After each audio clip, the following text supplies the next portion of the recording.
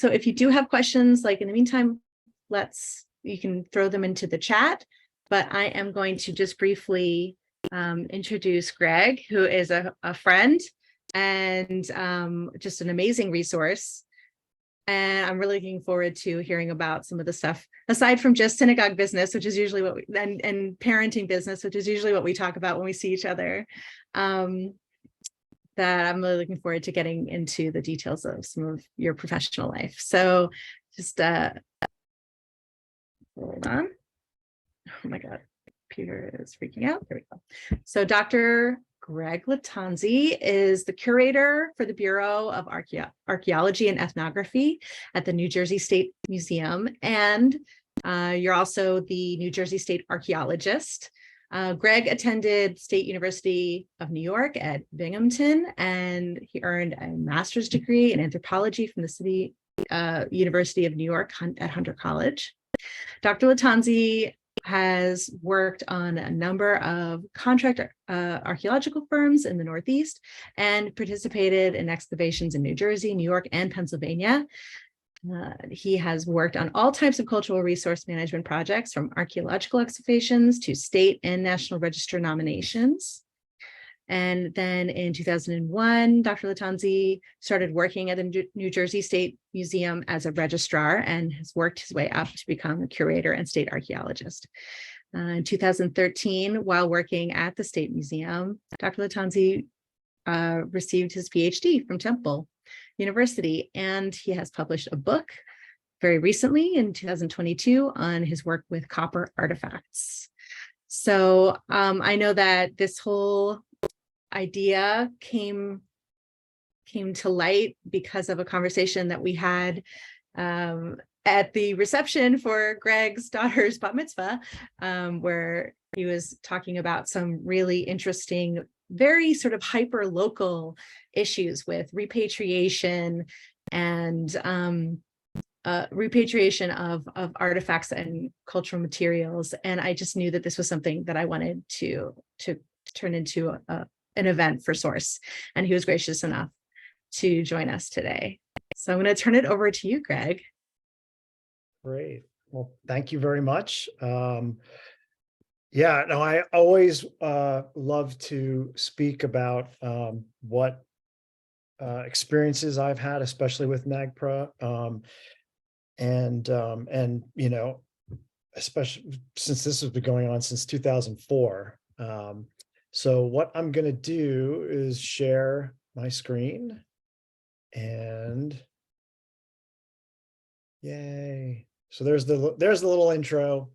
And actually it's been fairly, I guess the past 2 or 3 years, I've been getting phone calls from, you know, local historical societies, especially, and universities, including Rutgers, about issues dealing with NAGPRA.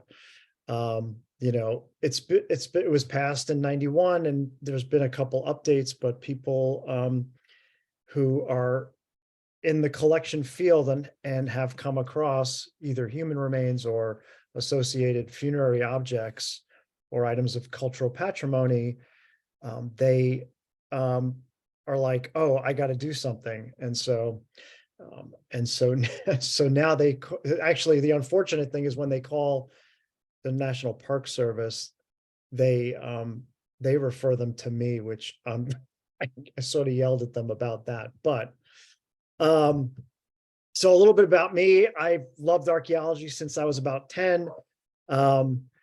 That picture there is a 1989 summer field school at Monticello. Bill Kelso is one of the most famous archaeologists in historic archaeology. He also, after Monticello, he went to Jamestown, and he was the one who actually discovered the fort that was still that it was still there.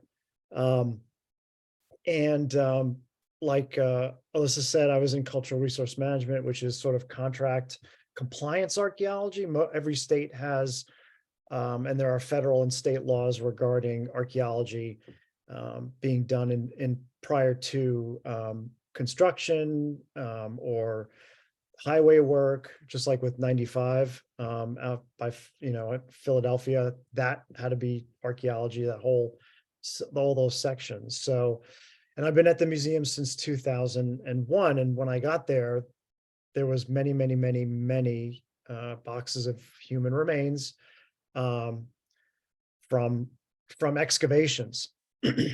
Quick background on the State Museum. We've been around since 1895. Rocks and minerals were the first collected objects from the canal work. 1913 was a first archaeological survey, and that was actually sponsored by the Museum of Natural History in New York, which is kind of funny. And then when the Great Depression started, most states got money to do lots of things, including art, sculpture, so the recording of historic houses and things. And for New Jersey, they decided to have the Indian Site Survey. And so the person in charge was Dorothy Cross, who was the first female state archaeologist in the United States at the time, so 1930. She headed this group of some professionals, but mostly hired day laborers to excavate a number of sites throughout the entire state. And our bureau, my bureau is one of 4. We also have natural history. So we have dinosaurs, trackways, we have fossil stuff. We also have cultural history, so decorative arts. We have a whole Lenox collection of plates, and fine art. So we have paintings and sculptures, mostly from New Jersey artists. We have a big Ben Shahn collection, just to let you know, if you're interested in that. All right, so NAGPRA 25 USC 3001 to 3013. That's the legal bit. They've actually are in the process of possibly making updates to the law. They had a comment period. I'm not sure if it's over or if it's still going on for additional changes to NAGPRA. So some of the 2 main objectives for NAGPRA are to resolve disposition of Native American cultural items and human remains in control of federal agencies and American institutions that receive federal funds, and to resolve ownership and control of cultural items and human remains. Can't read my. Oh, wait. There we go. Discovered on federal or tribal lands after 1990. So, oh, that's better. Okay.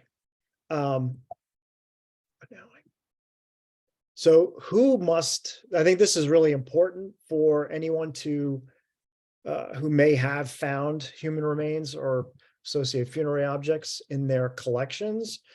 And a lot of people don't understand if they're supposed to do what, if they're supposed to do inventories or what, just because it's sort of vague and government speak, like all laws. So federal agencies must comply. Any department, agency, or instrumentality of the United States. It doesn't include the Smithsonian Institution. They're exempt. Museum. Now, in the law, and this is something I had to really educate my executive director of the museum on, is that there's a glossary in NAGPRA, and the glossary defines what a museum is according to them, right? It's a museum, any institution or state or local government agency, including any institution of higher learning, universities, that receives federal funds and has possession of or control over Native American cultural items. And again, it doesn't include the Smithsonian or any other federal agency. And then the last one is any, the individuals or institutions that receive federal funds. So any receipt of funds by a museum after 1990 from a federal agency through any grant, loan, contract, or other arrangement by which a federal agency makes or made available to a museum aid in the form of funds. Federal funds provided for any purpose that are received by a larger entity of which the museum is a part of are considered federal funds for the purposes of these regulations. And that is the real sticking point. So you could be a little cog in the larger wheel. If the larger wheel gets the federal funds, you have to comply.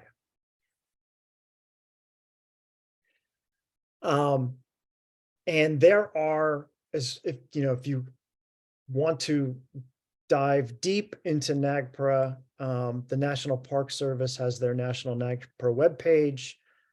There's a report every year that they have on, the updates and what's going on. And it's all available because it's public. You can also apply for grants to help you if you have, as part of inventorying or as part of determining, doing research, things like that, because a lot of times the human remains or collections that you have, you may not have any provenience information on it, or maybe just, one piece of paper, the individual collected it, and you have to do more research. Also, National Park Service has their databases online to check who's in compliance. Also, there are plenty of YouTube videos, training events that they have on their website as well.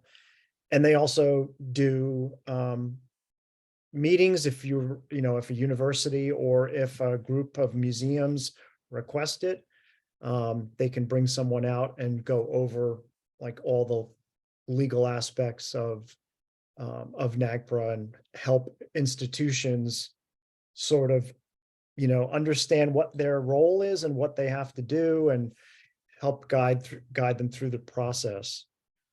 And they also have national meetings on NAGPRA as well. So that's I have never been to one, but excuse me. So Indian tribe is also defined specifically in NAGPRA. Indian tribe means any tribe, band, nation, or other organized group or community of Indians, including any Alaska Native village, which is recognized as eligible for the special programs and services provided by the United States to Indians because of their status as Indians. So what that actually is only federally recognized tribes. So any state recognized tribes or groups of Indians in states that claim to be tribes are not eligible for NAGPRA. And this is sort of the real big sticking point for the rest of Native groups who are not federally recognized. And it's also a fine line that I have to cross or not, or balance on, because New Jersey has 3 state recognized tribes and a number of other non-state recognized tribes. We have 3 federally recognized tribes, not necessarily in the state, but they are that we have to deal with as part of NAGPRA. Most states have a Indian Commission or a Commission on Indian Affairs, something like that. And so I'm on that, and having to be on that as well as deal with the federal tribes is a straddle. Basically, that is sometimes can be very detrimental. But the issue is we're a state museum. We receive federal funds. I am not the representative of the federal government or the state government. The governor is. And so if any of the state local tribes are talking to me about that, I say, I'm sorry, I cannot get into a political discussion. I am not that person. If you have an issue, you go to the governor. And so that's that. Now, for a museum, it means any institution or state or local government agency, including institution of higher learning that receive federal funds and has possession of or control over Native American cultural items. So even if it's a local historical society that gets money from your state historical commission, that's usually federal funds that the historical commission gets. So they're giving it to you. So it could be the, Warren County Historical Society. It could be Princeton University. It could be Rutgers University, Department of Anthropology or Department of Geology, that has to comply. And if you look on the NAGPRA website for institutions that do comply, you can see the list of those that have submitted cultural inventories. A lot of people think that since I am a county historical society, that they're not subject to NAGPRA because we don't get, they say we don't get federal funds. They think the federal funds have to come to them directly. No, like I mentioned before, it doesn't have to be directly, it can be indirect federal funds. Plus, if you consider yourself a museum and you have human remains, you therefore meet the definition. Oh, there you go. Institution, state, local government agency. So those individual institutions, historical societies, and even, a lot of times they don't know what they have in their collections because it hasn't been inventoried, or they just only deal with certain objects that they have on display, and they have a barn full of boxes and other things that they haven't really gone through. So American institutions that receive federal funds, museums, universities, colleges, state agencies, local agencies, historical societies through other agencies, lineal descendants of the deceased, so fairly recognized tribes, and Alaskan and Native. So museums that have a wide variety of collections from Alaska or Africa, or Benin bronzes, let's say, that while it's not NAGPRA, there's a whole host of other laws that, especially museums have to take into consideration when they actually find objects. Also, and this has come up recently with an object in my collection, it was sort of bought in Africa, and it came to the museum, and about 5 or 10 years after it was in our museum, somehow the label on it changed from carved stool to chieftain stool. And that makes a big difference if it's really a chieftain stool, because that's sort of what we call an object of cultural patrimony. So it's an object that is significant enough or has a history behind it, that, maybe we need to repatriate this to its point of origin. But since it was originally called stool, and we did a lot of research on it and found out that they just decided to put chieftain on it when they put it on exhibit, which is another thing. But yes, so these are the objects, or what is included in NAGPRA inventories. Human remains, obviously, the physical bones or teeth or of indigenous peoples that are in your collection. So funerary objects can be anything that's placed within the burial or as part of it. And they can be associated or unassociated. So you can have in your collection a box of artifacts, projectile points, and it says found in a grave. That's unassociated because we don't have the human remains to go with those associated funerary objects. So they'll be considered as part of the inventory as unassociated. Sacred objects,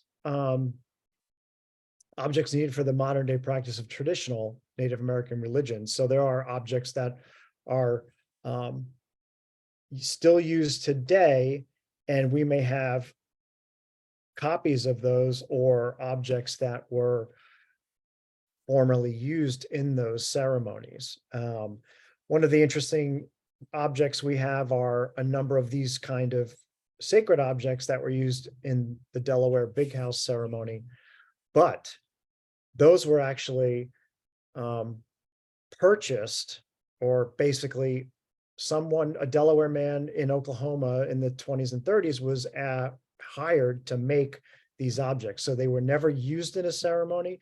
They were never given that special status. They were just made for money to then basically give to the museum as parts. So they can be on display.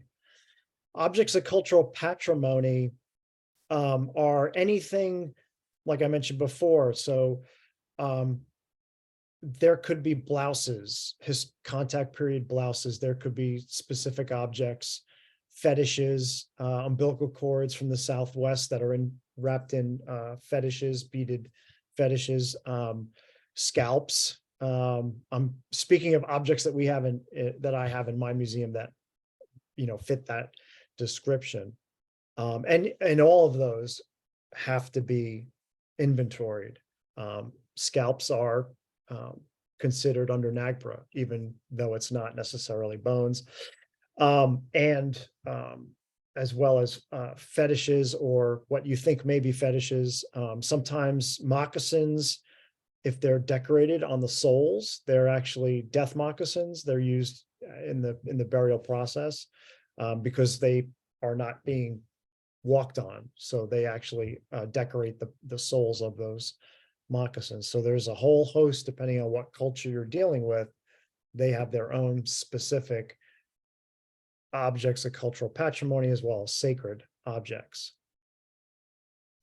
And what is the responsibility of the museum or institution or historical society is to assign cultural affiliation. And that's the difficult part. But you can't move any forward if you don't identify a culture that these objects go to. Basically, cultural affiliation is a relationship of shared group identity that may be reasonably traced historically or prehistorically between a present-day tribe and an identifiable earlier group, so a prehistoric group, and the present-day tribe. And that's sometimes difficult when you have to go back before written records.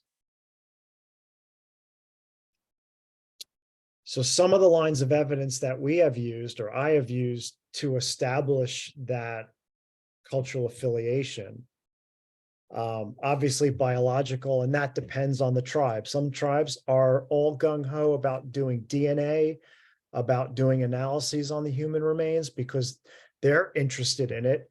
There are a few of those tribes that do that. Archaeological evidence, anthropological evidence, geographical evidence, kinship, linguistics. So language obviously can be equated with culture, and so following the language to identify groups and their movement across the landscape is important in affiliation. Folklore and oral traditions, oral histories of members of the group, or if they have at some point during migrations, forced migrations out, whether they wrote down anything, and also historical data. So are there, books about, the Delaware moving from New Jersey to Pennsylvania to Ohio, and then up to Wisconsin, and then Canada, and then down to Kansas, and then splitting off from Kansas, and then going to Oklahoma? Yes, there is. So that's a really good resource that we've used, throughout our process of doing NAGPRA. So does NAGPRA apply to my little county historical society? Yes, it certainly does. Recently, I got a phone call from the Ship Manor, which is a historical society of Warren County. And they had a couple of human remains that were excavated from an archaeological site that were dropped off. And the woman who's now the curator there, is a history major, and she called National NAGPRA to find out what she needed to do. She was received, from what she told me, she was received in a good way by one person and not so much in it by another, who was sort of like, you have to do this, screaming. And she was like, listen, I don't know what to do. I don't know anything about this. This is my first time. So basically they were explaining it to her like, an undergraduate, this is what you have to do. And then they said, go speak to Greg Lattanzi, just because they were in New Jersey as well. So she called me, emailed me, and we discussed what the process that she needs to do. Because you have a clock, there's a clock that ticks. Once you identify in your institution, in your museum, historical society, if you identify human remains, you've got 2 years to get an inventory done, send out letters to consult with federal tribes. Otherwise, the big arm of the feds are come down on you, but not really, because there's only one person for the entire US who is in enforcement. They just hired him like 6 months ago. And he called me about another New Jersey institution that actually had on display human remains and associated grave goods from Arizona or Colorado, somewhere out Southwest. And they were on display. They've been on display for years. And it was a community college in North Jersey. And he said he got a tip from a faculty member or some person who works there about it. So you can anonymously call National NAGPRA and say someone is in violation of NAGPRA. You don't have to give your name. You don't have to give anything. That's why it's anonymous. Unfortunately, I got a call back from the guy that that person was either ratted out or found out and was fired from their job for whistleblowing. And then about a couple of days later, I got a call from the chair of that department, who had no clue, who was a biology professor, had no clue about what to do. And I told him that you have to do this, this, and this. And I have no faith that he's probably going to do that. So I called the enforcer at National NAGPRA and told him that I got a phone call. So, but he's still, he's got the complaint in. So the complaint is still in because they haven't done anything since 91. There are other little small museums in South Jersey that have human remains. There's also one in outside Trenton that has a tooth that we know of, but the museum was shut down at COVID and hasn't opened up since. And so we're not quite sure what is happening with that. But there, I was also contacted by Rutgers, the geology department. And so they are currently trying to figure out their situation as well. So they have a number of human remains and funerary objects from excavations that went on, many years ago. And in the geology department? Sorry. Yeah, right. So and so they found this stuff and then they just kept it? There was no anthropology department until the early or mid 70s.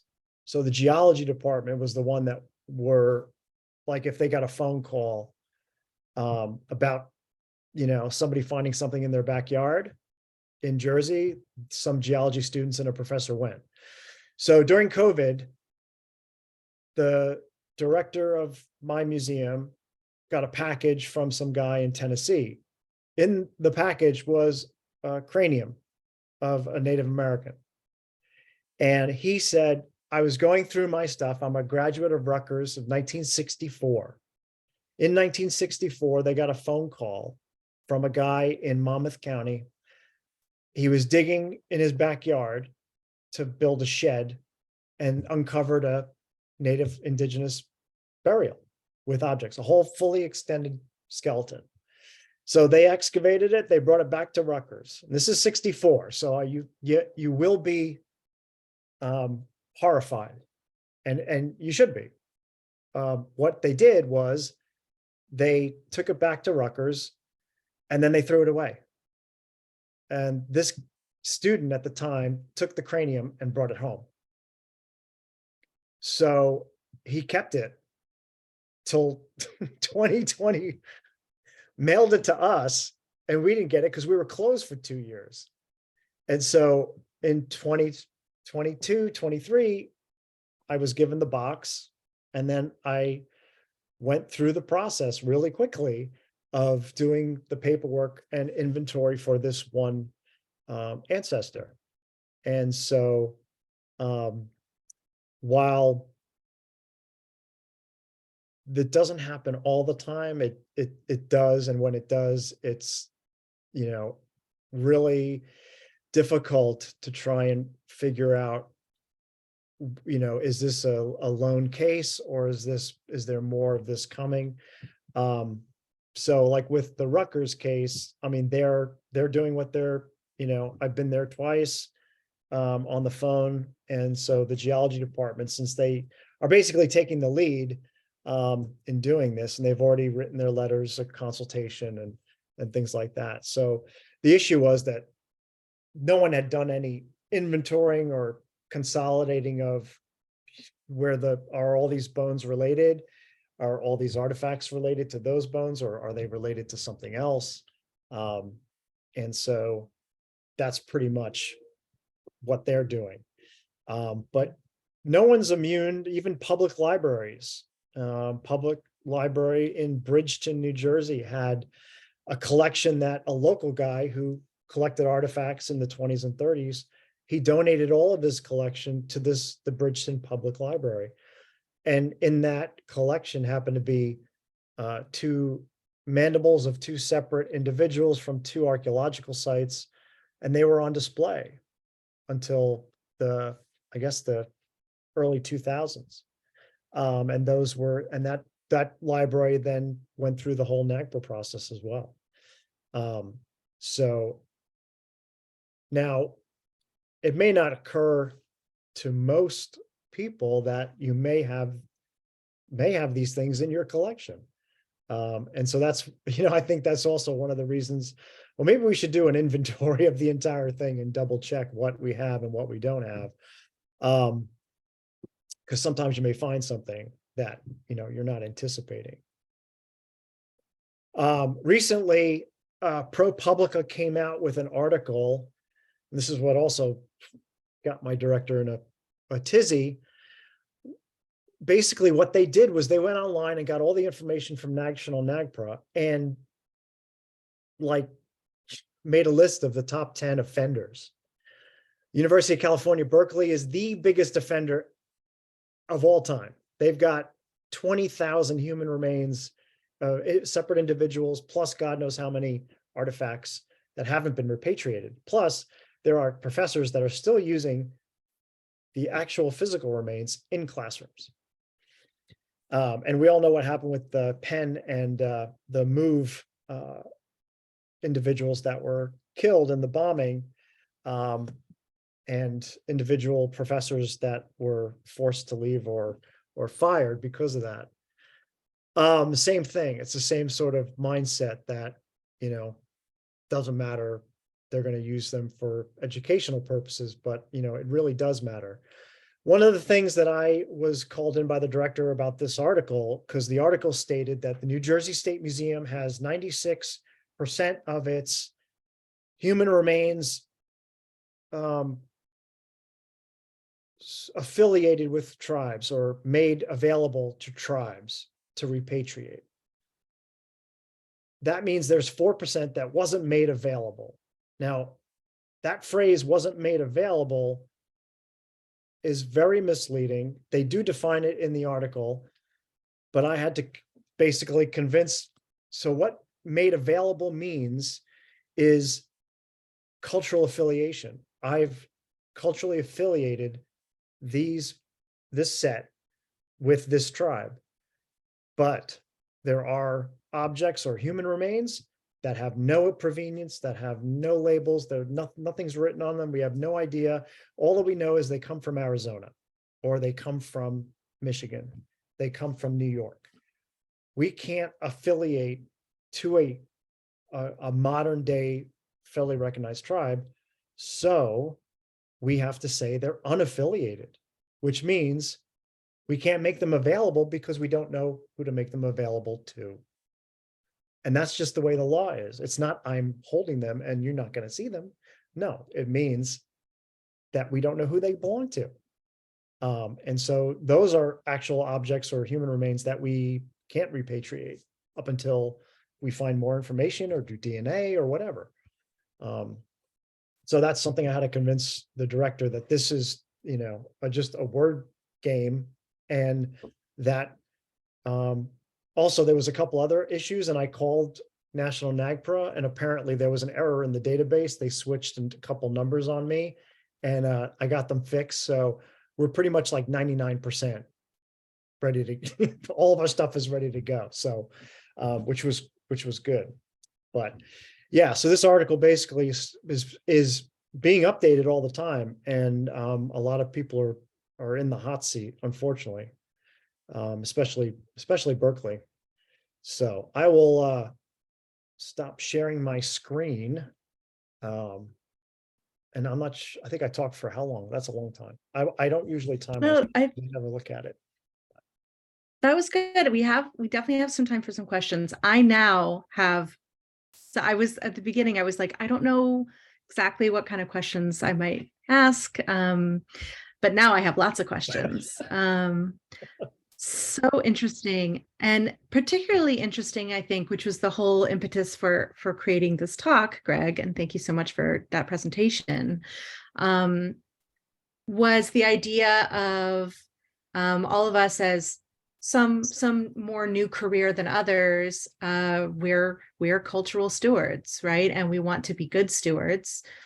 And the idea that even at a library, that even at a small collection, that this is something that we should be proactive about, that we should be empathetic about, and that we need to make sure we're educating ourselves about, so that we can be good stewards by making sure that objects, artifacts, materials, remains go to the people that should be taking responsibility for them, and I am going to open up to questions, but I'm going to ask one first, as I get to, which is, so you talked about unaffiliated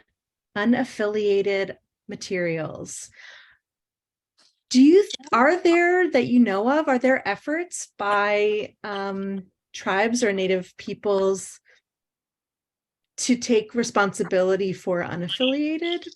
Yeah. For these unaffiliated materials? Like, is there a process that's being developed? Because I do feel like, we're certainly hearing more, even though NAGPRA has been around for a long time, but it's definitely a more, the issue is, and the empathy, I think, is greater now in the general public, or with people, at least some people in history and anthropology, than it was in the past. I certainly hear it talked about a lot more than I used to. So is there an effort to make a change so that a tribe that might not have like a direct connection might say, what, we're going to take responsibility for this, and then that the institution allows that to happen? Yeah, so there's I had a number of pots that were looted from mounds in Georgia, and we know the mound and surrounding area, and so unfortunately there were a number of tribes in that area over a couple thousand years. While we never really did any dating. We haven't done any dating on those. The letters that we sent out were to a whole group of federally recognized tribes that claim that area. And so it was like 5 groups or whatever. We had a consultation, we had a Zoom call, a video call. One group said they were going to take the lead and start the repatriation, and everybody agreed. So basically, if there is an unaffiliated,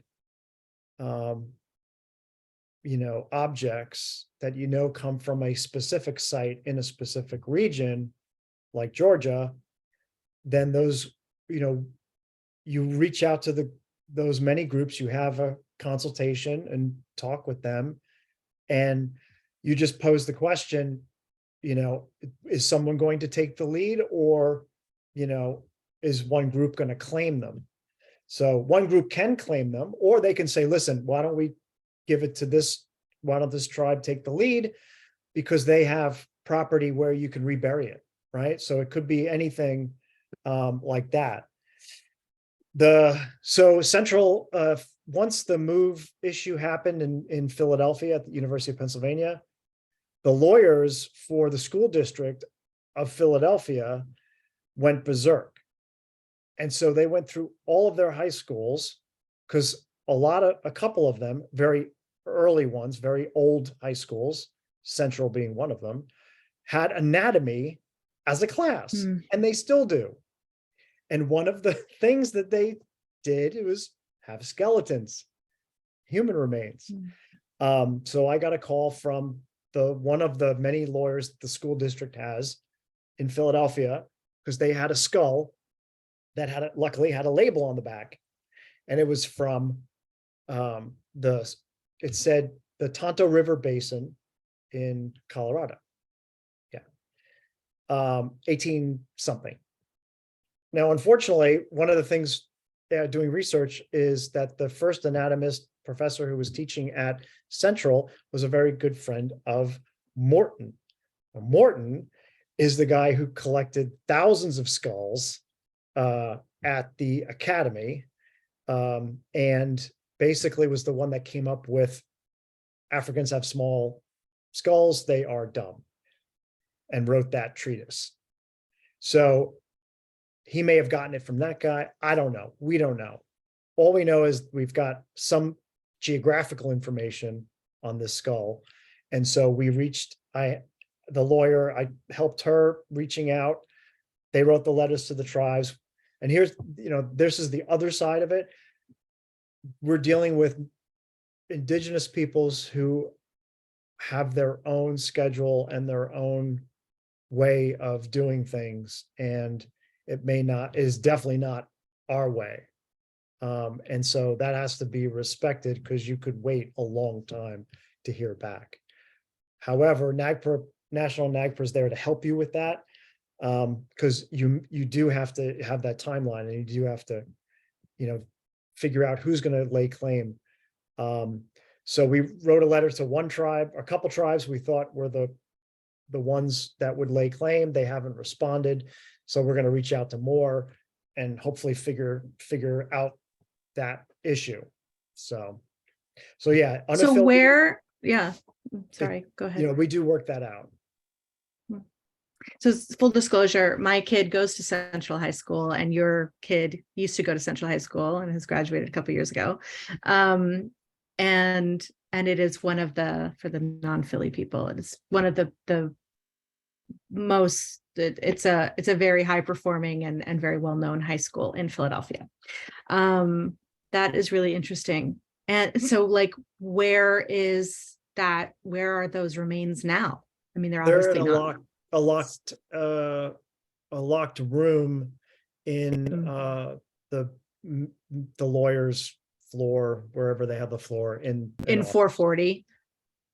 Yeah. In the school district. Yeah. School district building is 440. Right. Sorry. So Philadelphia's cheap now. She actually went around to all the schools and collected. A lot of them were, modern or 20th century, 19th century, late 19th century skeletons that were basically you could buy from Ward's catalog. And so they weren't necessarily, you know, from North America. So those were, Mm. you know, sort of just left. But And yeah, I think I think I've heard of some of those skeletons might have been from enslaved people or as well. I mean, I'm not speaking specifically about anything in Philadelphia. I do not know about that, but that's what I have read, that, you know, they could come from all different yeah, they can come from types any, of places, but including. Mhm. yeah. Wow, that's quite a story.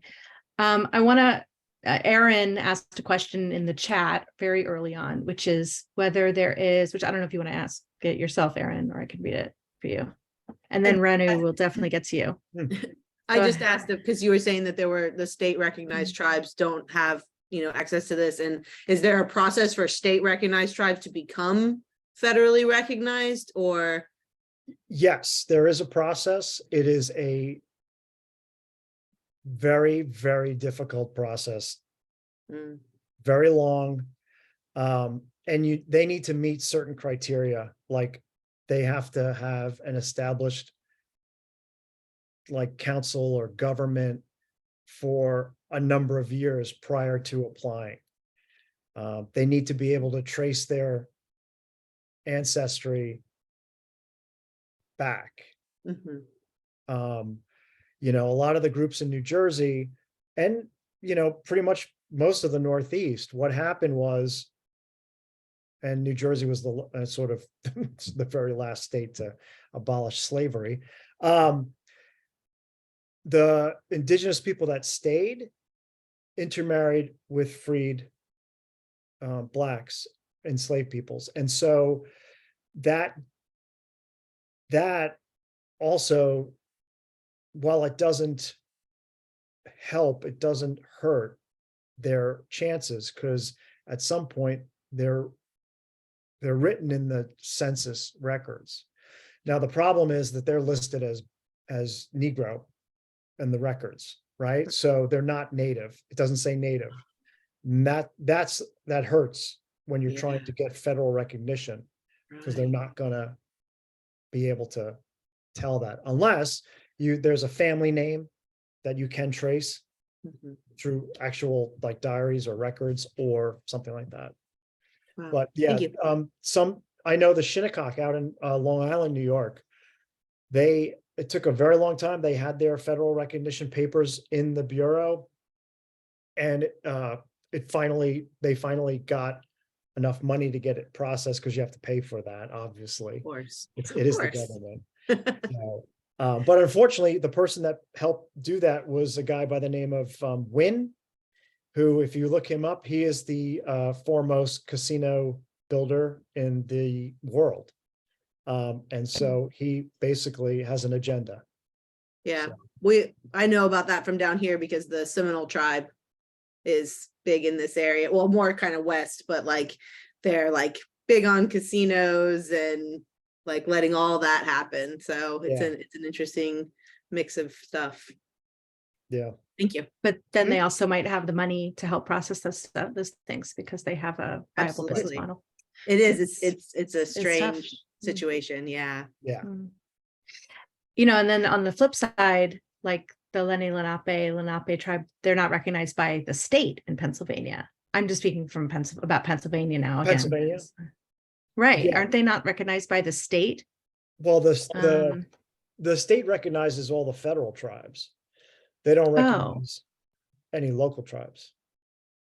Okay. I'll definitely have to look into Because that the and State find out Museum of what the hell I'm Pennsylvania, talking they about. have NAGPRA materials they have to repatriate or not, because they Sure. can't affiliate a lot of their material because they're from Was that why?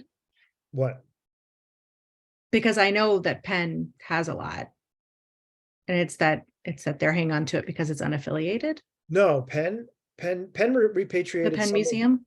The Penn Museum repatriated some Abbott Farm material, which is a site in New Jersey, along with our stuff. So we did a huge repatriation last April. The Penn, I don't know about the other material they have, but I know that the prehistoric stuff from Abbott Farm was repatriated. So they are that's doing good to it. hear. Yeah, the ones in this Pennsylvania State Museum, they have a group of a large amount of human remains and objects from a group called the Susquehannocks, but they don't exist anymore. Like they died out or killed by the Iroquois historically. I mean, there may have been one or two that intermarried, but there's no one left. So that site and all the material that was NAGPRA, considered NAGPRA, is unaffiliated. Interesting. Sorry, and Renee, I wanna go over. You've been raising your hand so politely over there. So if you want to unmute, love to hear your question. Don't want to keep you waiting Sure. anymore. This might be like a little outside of like the scope of this presentation, but I have a question as to like whether there are any laws, like federal laws or like international treaties pertaining to like the repatriation of like sacred manuscripts and other, you know, cultural heritage objects that are like held by libraries and archives. Like, is there like some a concept similar to NAGPRA, but like would apply to say like, you know, to like antiquities that were like looted from India or from Guatemala or from like some other global South country? Because like I know that like some libraries, like they might be holding on to like sacred manuscripts that might have been procured in questionable ways. Yeah, no, that's a good question. I do not know. You know, that would be something to look to search in the government of whatever country. There are some that have, I think Sorry, are it's, there international treaties? yeah, whether it's Chile or Argentina that has something with the antiquities, like if, you know, on the black market kind of thing, not necessarily if they know of a museum or library that has, you know, said object. But that's, you know, what we do know that there were a lot of objects from Lenape that went to the Vatican, that went to Sweden, and that they have these objects. And luckily, you know, they are available to research and look at. As far as I know, none of them are sacred. They're mostly like a club or an axe or like some sort of satchel, but nothing specific. Now, you know, I don't know about there's probably a number of museums or individual families in Europe that have other objects. But as far as international treaties, As to like repatriation of like archaeological remains, sacred objects, because like there's, you know, there's the issue that like the British Museum has a lot of like art and antiquities that were like looted right. via Yeah, I know that you know, there isn't, and you know, and you could tell that by the after Hicks wrote the book, the British Museum, the whole Benin bronze thing went up in, you know, in flames, and the British Museum had no other choice. And some other museums then followed suit. There is no, as far as I know, extradition or a treaty between Britain and other African countries to return anything. They're just now realizing, oh, I have a conscience and morals. Maybe I should return this, you know? So I mean, you have the Met and other museums in New York and everywhere in the US still have, you know, a lot of things. I thought we had a Benin bronze in our museum, but luckily it was only like a reproduction little guy. He was only like 7 inches tall. So it wasn't real. It was a reproduction. Yeah. You know, yeah, I think thinking about it seems like it's something that's an evolving discussion. But there is so much pushback from a lot of these big museums, and it seems to be taking a tremendous amount of pressure to make any kind of movement at all. So, you know, I think it seems like something that hopefully we'll see some more movement in as we move forward. You know, I know museums like the Penn Museum, that that could be really devastating to them because Well, their that's- collections are That's what their all bottom taken line from other is. places. Yeah, all their, like they're afraid that all of their stuff is going to be gone. And that may happen, but you know That what? may happen. It may happen, Right. but, and when we were repatriating this Abbott Farm site, it was excavated by the Field Museum, American Museum of Natural History, my museum, and the Peabody at Harvard. And so all of us had a consultation with a NAGPRA consultant and to talk about cultural affiliation, because archaeologically, we were able to affiliate pits above the burial as post-depositional ceremonial events. And so all that material that was in those pits, artifacts, were considered NAGPRA, under NAGPRA. The other museums wouldn't have it. They were, no, you can't go back in time. You can't give, these are Middle Woodland burials, like 200 AD. You can't say that they're Delaware. Well, yeah, I can archaeologically, because this is what happens. And if you add to that the oral tradition of their burial ceremonies that we have, it's the same thing. And the reason there was so much pushback is, and this is what I've realized, everyone else that was part of NAGPRA in the other museums, they were not archaeologists, and they weren't even anthropologists. They were registrars and museum people. So they had no background at all in archaeology or anthropology. So they were asking me, because I had the collection of Abbott Farm, how old is this point and why is this above that? And like telling you, this is why. You've got certain traits of prehistoric peoples in a place, on the landscape that's significant to them because they buried, I don't know, 500 people there, and there's still more. That's their homeland. And so when you have certain shared traits in pottery and the way that they're burying people, that's affiliation. And so, over the years from 2004 until last year, trying to convince a lot of the museums that this is the way we should be going. We should affiliate all of the Abbott Farm material, and then we can repatriate it. And that's pretty much over time, we were able to convince them to do that. So. Thank you. That's really interesting. So we're at 10 after 7. So I don't know if anybody has any final questions.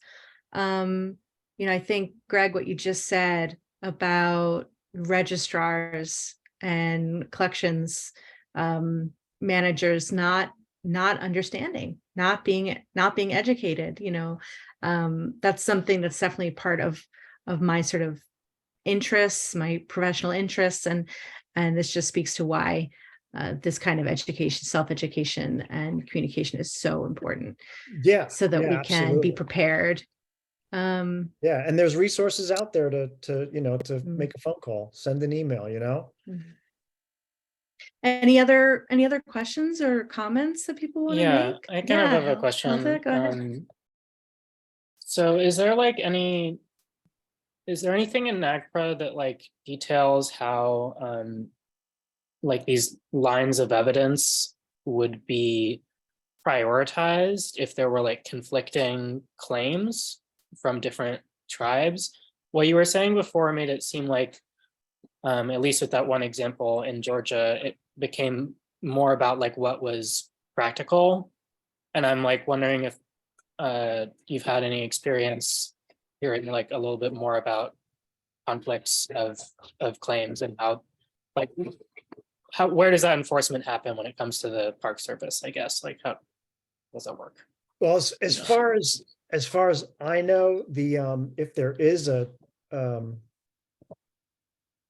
is a conflict between two or more tribes as far as wanting to take the lead or wanting to take whatever, they decide that. and they have to come up with a decision. National NAGPRA may help them as far as facilitating, as far as the timing, because it has to be done, like I said, is, in a certain time. We don't have any say over that, just because that's not we're not going to take responsibility for making someone, you're the lead.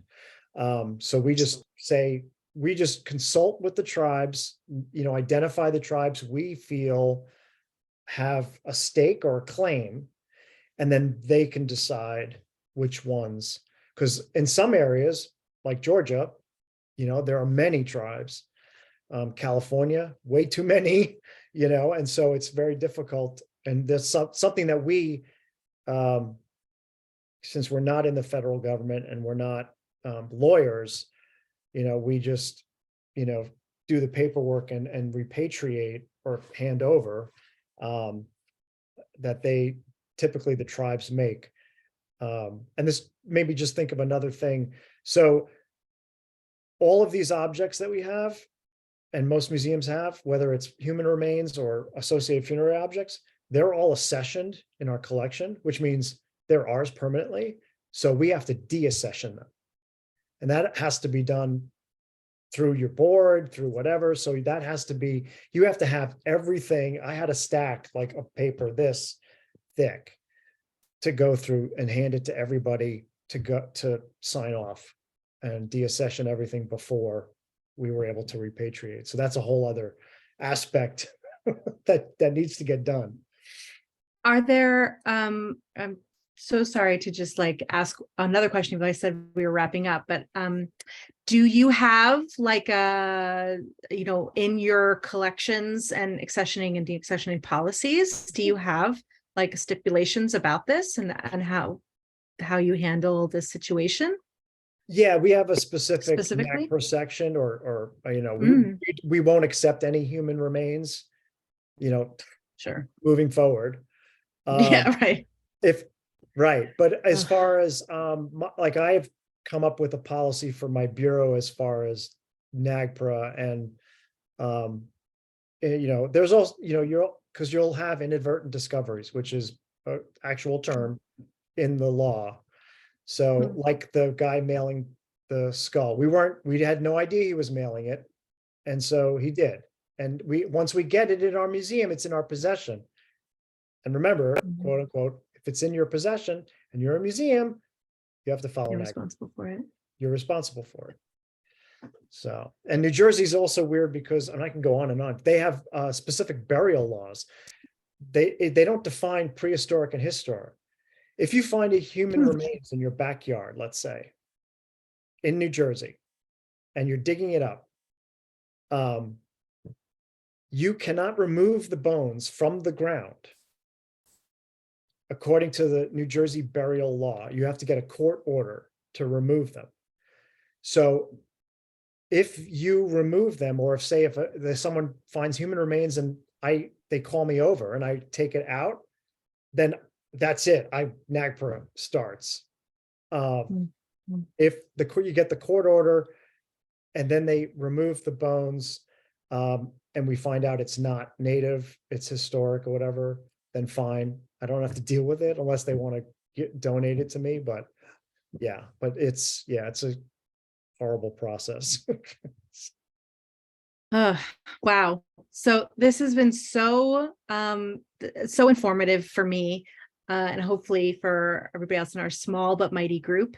And I'm looking forward to sharing this on the Source YouTube page for sure, for the people that maybe missed it. And we did have one question in the chat from Manuela, whether we'll be able, Yes. you might be interested in sharing your slides. Yeah, absolutely. I can send them to you, and then thanks. And I can share them with all the attendees. absolutely. For sure. I also want you to, I'm going to put a link in the chat to, I'm going to be on a panel tomorrow night for the repatriation of Abbott Farm material, and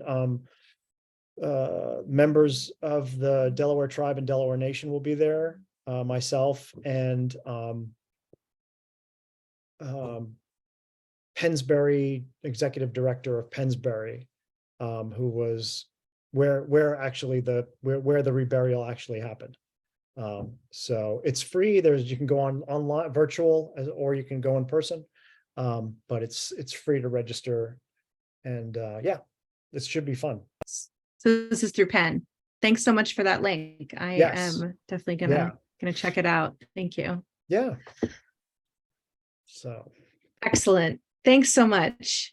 well, thank you. I And just appreciate it. to sort of finalize, just to wrap it all up in a little bow, we are holding this talk. Greg is like a handful of blocks away from me, and we are here in Philadelphia on the unceded territory of the Lenape people. Mhm. And hopefully now, we can take this information and use this acknowledgement and statement. And it's not just a statement, because we now have action that we know that we are better equipped to take action when we come across materials that we know are out there. We know that so many institutions in the United States have them, big and small. Yeah. So we are now empowered to be better stewards. So I think that's really great. Thank you. Great. Thank you all. Thank you. I really appreciate it. So, All right. all right. Okay. We're gonna log off now, and we will see you later. Bye, Bye. everybody. Thanks for coming.